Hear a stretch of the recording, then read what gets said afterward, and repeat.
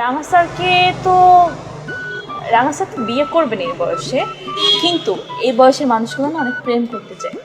ওনাকে আমাদের কোনো একটা বান্ধবীর সাথে প্রেমের সম্পর্কে জড়িয়ে দিই।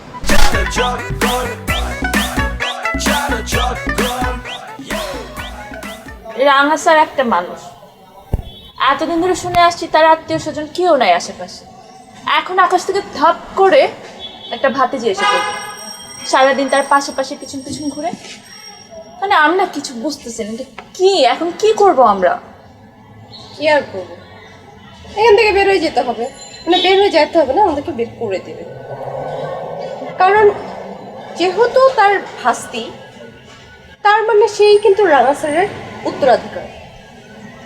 আচ্ছা দেখ, রাঙা স্যারের ভাতিজি আছে, তার মানে কিন্তু সেই এখন উত্তরাধিকার। কিন্তু আমি একটা জিনিস বুঝতে পারছি না, উত্তরাধিকার থাকা সত্ত্বেও রাঙা স্যার কেন এই প্রজেক্টটা করতেছে? উত্তরাধিকার খুঁজতেছে কেন? উত্তরাধিকারের হিসাবটা বাদ দে, এই যে যারা আছে স্টুডেন্টগুলো, ওদের যে আমরা এতদিন ধরে প্রশিক্ষণ নিচ্ছি, প্রশিক্ষণ পেয়ে ওরা যখন ঠিকঠাক হবে তখন তো রাঙা স্যারের অনেকগুলো প্রজেক্ট আছে, ওইখানে তো এক একজনকে চাকরি দিতে পারে। ওদেরকে যে আমরা যে প্রশিক্ষণটা দিচ্ছি, এটা কন্টিনিউ করার জন্য তো ওনাদের আমাদেরকে দরকার, তাই না?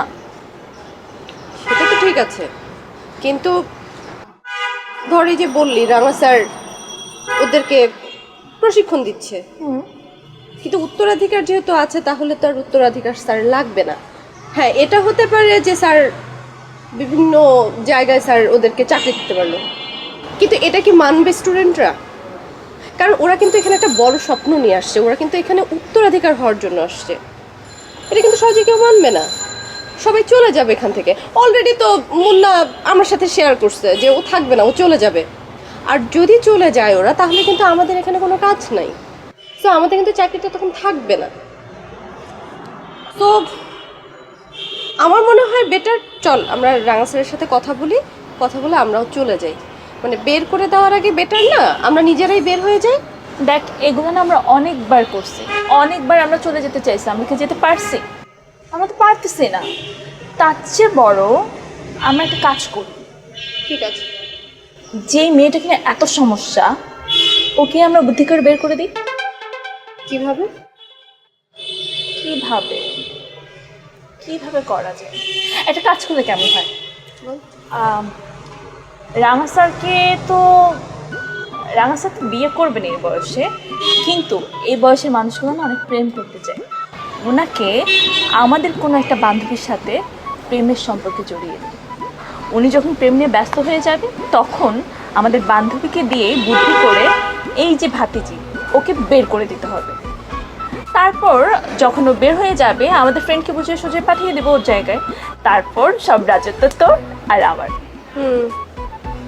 আচ্ছা ধরলাম যে রাঙা স্যারকে আমাদের কোনো বান্ধবীকে দিয়ে প্রেমের জালে আমরা ফাঁসালাম, কিন্তু তারপরে যদি রাঙা স্যার এটা বুঝতে পারে বা জানতে পারে, তাহলে না আমাদের দুজনকে ঘাট ধাক্কা দিয়ে বাসা থেকে বের করে দেবে, যে চাকরিটা আমরা করতেছি এটা আর তখন করতে পারবো না। আচ্ছা তুই কি পাগল? রাঙা স্যার কিভাবে জানবে? আমরা কি রাঙা স্যারকে বলবো যে ও আমাদের বান্ধবী ছিল? আর যদি আমাদের বান্ধবী পটি নেয়?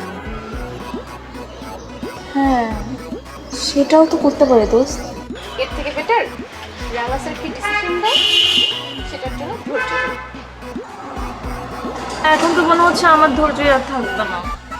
তাহলে তোমার আর চাকরিও থাকবে না, তুমিও এলিনার মতো চলে যেও। না রে, চলে গেলে তো আর হবে না।